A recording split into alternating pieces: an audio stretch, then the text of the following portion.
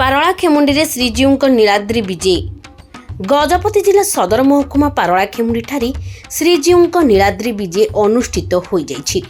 ଆଜି ସକାଳ 9 ଘଣ୍ଟା ସମୟରେ ମାଉସୀ ମାଙ୍କ ନିକଟରୁ ଶ୍ରୀଜୀଉଙ୍କ ନୀଳାଦ୍ରି ବିଜେ କାର୍ଯ୍ୟକ୍ରମ ଆରମ୍ଭ ହୋଇଥିଲା।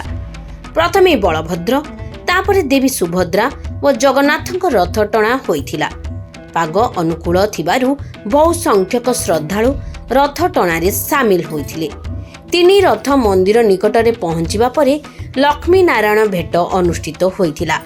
ଏଥିରେ ସ୍ଥାନୀୟ ବିଧାୟକ ଇଞ୍ଜିନିୟର ରୂପେଶ କୁମାର ପାଣିଗ୍ରାହୀ, ଜିଲ୍ଲା ଆରକ୍ଷୀ ଅଧୀକ୍ଷକ ଯତୀନ୍ଦ୍ର କୁମାର ପଣ୍ଡା, ପୌରାଧ୍ୟକ୍ଷା ନିର୍ମଳା ସେଠୀ, ପାରଳାଖେମୁଣ୍ଡି ତହସିଲଦାର ନାରାୟଣ ବେହେରାଙ୍କ ସମେତ ଯାତ୍ରା କମିଟିର ସଦସ୍ୟ ଉପସ୍ଥିତ ଥିଲେ।